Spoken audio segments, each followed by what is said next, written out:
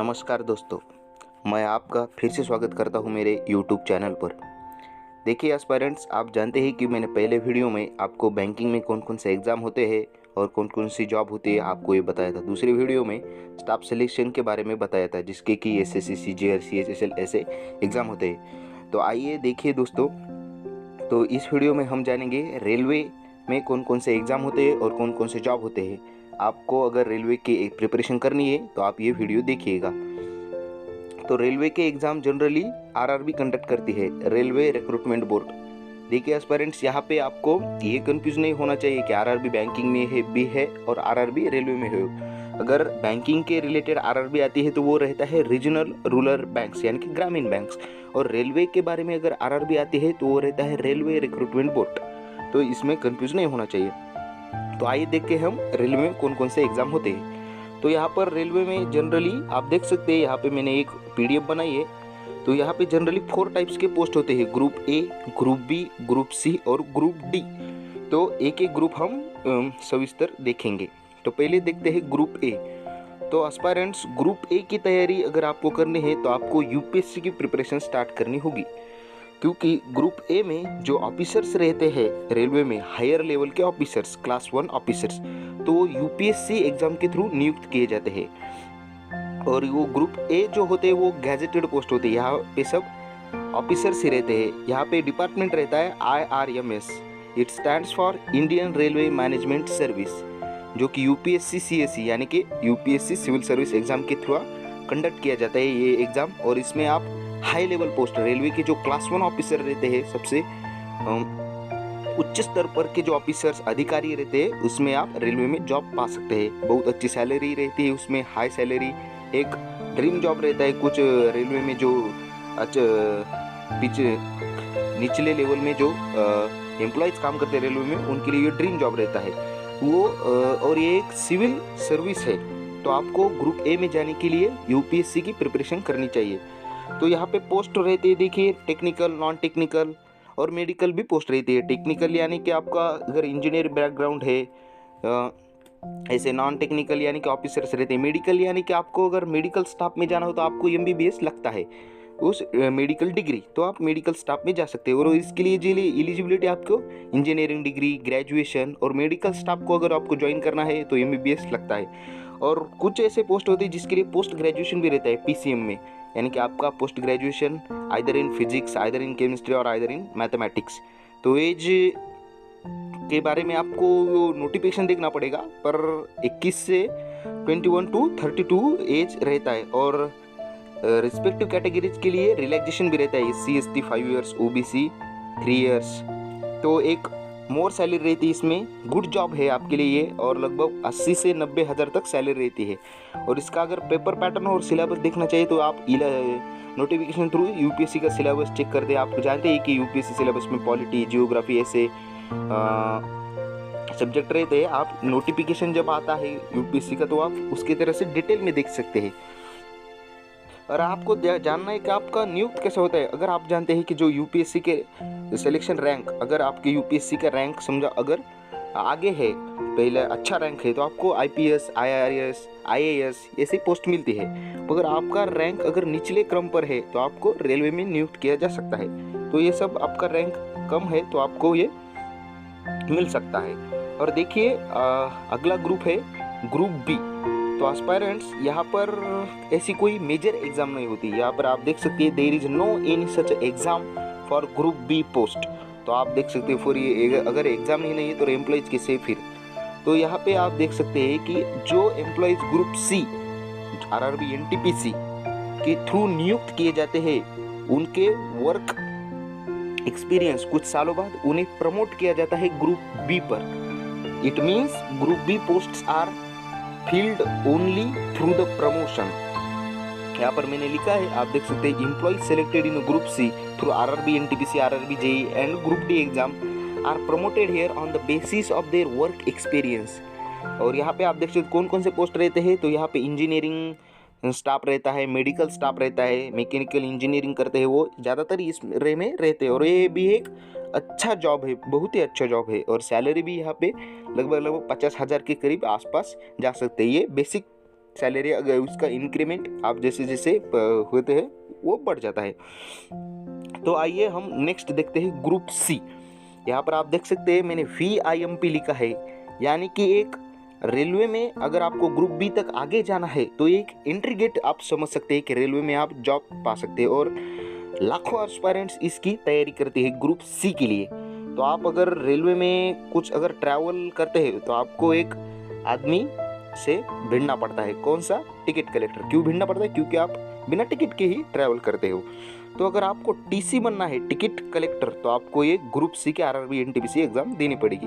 तो आप कौन कौन से पोस्ट देखते हैं ग्रुप सी में, आइए देखते हैं। तो आपको ticket collector, TC, station master, traffic apprentice, loco pilot, assistant loco pilot बोलते हैं उसको, गुड गार्ड्स यानी कि जो आपका जो सामान वगैरह इसके लिए, and many more technical and non technical post इस ग्रुप सी में RRB NTPC थ्रू कंडक्ट किए जाते हैं। और आप देख सकते हैं कि मैंने बताया था कि ग्रुप ए के लिए जो एग्जाम होते हैं वो UPSC द्वारा कंडक्ट किए जाती है, और ग्रुप बी आर प्रोमोटेड, सिर्फ प्रमोशन। बट हियर यहाँ पे ग्रुप सी और ग्रुप डी के जो एग्जाम होते हैं वो RRB कंडक्ट करता है, यानी कि रेलवे रिक्रूटमेंट बोर्ड के द्वारा यहाँ की एग्जाम होती है।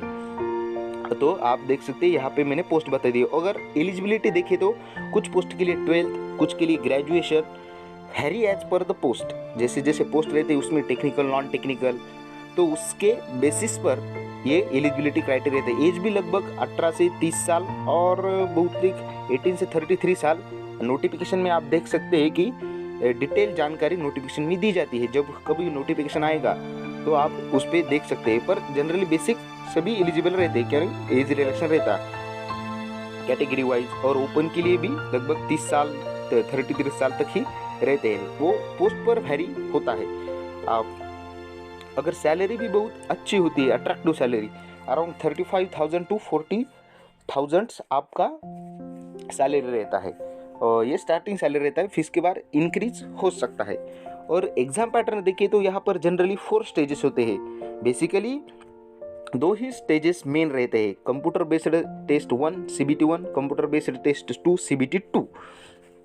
और यहाँ पे आप अगर CBT 1 में क्वालिफाई हुए जाते हैं तो आपको CBT 2 देना पड़ता है, और अगर आप CBT 2 भी क्वालिफाई हो जाते हैं तो फिर आपका एक टाइपिंग स्किल टेस्ट होता है।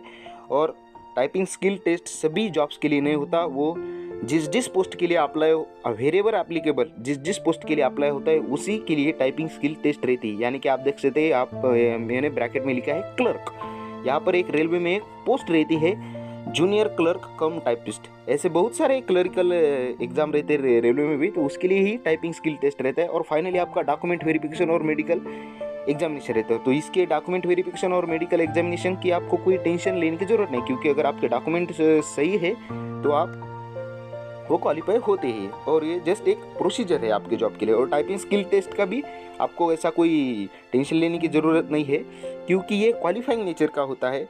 और अगर आपकी थोड़ी फास्ट टाइपिंग स्पीड अच्छी है तो आप ये देख सकते हैं, आप ये क्वालिफाई आसानी से कर जाओगे। और कुछ के लिए तो ये टाइपिंग स्किल टेस्ट होता ही नहीं है। तो आपका मेन फोकस रहना चाहिए कंप्यूटर बेस्ड एग्जाम्स पे। तो आइए देखते हैं जो मेन है कंप्यूटर बेस्ड टेस्ट, उसका सिलेबस क्या है। तो यहाँ पे मेजर 3 सब्जेक्ट्स रहते हैं आपका, क्वांट यानी कि न्यूमेरिकल एबिलिटी, मैथ आप जो बोलते हैं, जो reasoning and general intelligence and general awareness, ये बहुत इंपॉर्टेंट रहते हैं 3 सब्जेक्ट, इसके आपको प्रिपरेशन करनी होगी। तो आप देख सकते हैं CBT 2 में भी वही सब्जेक्ट रहते हैं, math, general intelligence and reasoning and general awareness. यहाँ पे जनरल अवेयरनेस यानी कि आपको समझना चाहिए कि स्टैटिक भी रहता है, करंट अफेयर्स भी रहते हैं पिछले 6 महीने का लगभग, और कुछ आपका जो साइंस रहता है, केमिस्ट्री, फिजिक्स, मैथ, बायोलॉजी, उसके जो बेसिक 10th लेवल के जो एग्जाम रहते हैं वही भी बहुत ज़्यादा इसमें पूछे जाते हैं जनरल अवेयरनेस में साइंस के। तो इसकी आप अच्छे से प्रिपरेशन करेगा। अगर आप देख सकते हैं तो CBT 1 और CBT 2 में सेम ही सब्जेक्ट है, पर आप डिफरेंस क्या है, तो यहाँ पे level of questions is the difference. In the CBT 1 the questions are from easy to moderate level, and in CBT 2 the questions are moderate to difficult भी नहीं होते, moderate ही लेवल रहते, पर CBT 1 से एक लेवल आगे क्वेश्चंस रहते। अगर आपका CBT 2 क्लियर हो जाए तो लगभग आप कंसिडर कर सकते जॉब मिल ही गई, अगर आपके डॉक्यूमेंट और अदर प्री रिक्वायरिटीज सब अच्छे हैं तो। तो आपके ग्रुप सी एक बहुत ही अच्छा जॉब है, इसके लिए आप जॉब तैयारी कर सकते हैं। इसके ऐसा मैंने आपको डिटेल में बता दिया है। तो आइए देखते हैं ग्रुप डी। और ग्रुप डी भी एक जो 10th लेवल के बच्चे होते हैं जिन्होंने ITI किया जाता है, तो उनके लिए भी एक बहुत अच्छा गुड जॉब है। अगर आप ग्रुप डी करते हैं तो फिर आपका promotion group C, group B तक जा सकता है। तो ग्रुप डी के लिए भी लाखों एस्पायरेंट्स प्रिपरेशन करते हैं। तो इसमें से पोस्ट कौन कौन सी होती है? Trackman, helpers, gateman, pointsman and many more post रहती है। जनरली इसमें टेक्निकल पोस्ट रहते हैं। आप देख सकते हैं रेलवे के जो रूट्स होते हैं, इंजन वगैरह वगैरह, तो इसमें ज़्यादातर टेक्निकल पोस्ट रहते हैं। नॉन टेक्निकल भी रहते हैं पर ज़्यादातर मेजरली टेक्निकल पोस्ट रहती है। एलिजिबिलिटी आपका अगर 10th हो गए, ITI हो गए, कुछ मैकेनिकल में ऐसा वैसा, तो आप किसके लिए एलिजिबल रह जाओगे। और इसका एग्जाम पैटर्न भी लगभग RRB NTPC ग्रुप सी के तरह ही होता है। CBT 1 रहती, CBT 2, फिर आपका फिजिकल एफिशिएंसी टेस्ट, ये सब के लिए नहीं होता, कुछ ही पोस्ट के लिए होता है। देन आपका डॉक्यूमेंट वेरिफिकेशन और मेडिकल एग्जामिनेशन होता है। फिर इसमें भी लगभग 3 ही सब्जेक्ट रहते, बोले तो 4 सब्जेक्ट रहते, मैथ, रीजनिंग, जनरल अवेयरनेस में मेजरली साइंस, आपका जो 10th लेवल का साइंस, बायोलॉजी, केमिस्ट्री, फिजिक्स के जो क्वेश्चन रहते हैं वो ज़्यादातर इसमें मेजरली पूछे जाते हैं। मुझे तो लगता है कि ये सब्जेक्ट ही रहता है, लगभग 4 सब्जेक्ट रहते हैं, साइंस भी आता है उसमें। तो पर इसके अगर एग्जाम लेवल जाए तो बहुत ही ईजी एग्जाम लेवल होती है, बहुत ही ईजी एग्जाम होती है। CBT 2 में थोड़ा सा लेवल इंक्रीज किया जाता है। अगर सैलरी देखी जाए तो लगभग 18,000 बेसिक पे सैलरी है। इन हैंड आपको 25,000 तक सैलरी मिल सकती है। अगर आपने ग्रुप डी ज्वाइन किया तो आपका वर्क एक्सपीरियंस के थ्रू आप ग्रुप सी पर प्रमोट किए जाते हैं। कुछ सालों बाद ऐसा प्रमोशन तक आप ग्रुप बी से ऑफिसर तक पहुंच सकते हैं। तो हमने एक रफ आइडिया देखी कि रेलवे में कौन कौन से जॉब्स होते हैं। तो आपको एक रफ आइडिया कि 4 ग्रुप होते हैं। Group A UPSC, group B में promotion, group C RRB NTPC, कुछ ऐसे रहते। ग्रुप डी में टेक्निकल पोस्ट जो ऐसे रहते।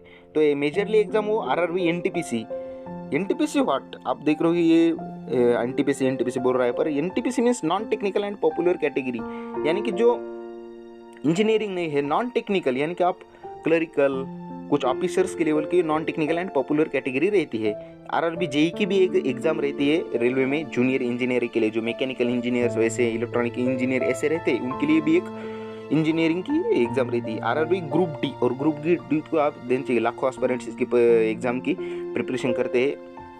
और ALP एक असिस्टेंट लोको पायलट एक पोस्ट होती है रेलवे में, इसके लिए भी एक एग्जाम रहते हैं। ऐसे बहुत सारे एग्जाम रहते हैं रेलवे में। तो आप generally RRB NTPC group C की तैयारी कर सकते हैं, ये अच्छा जॉब है।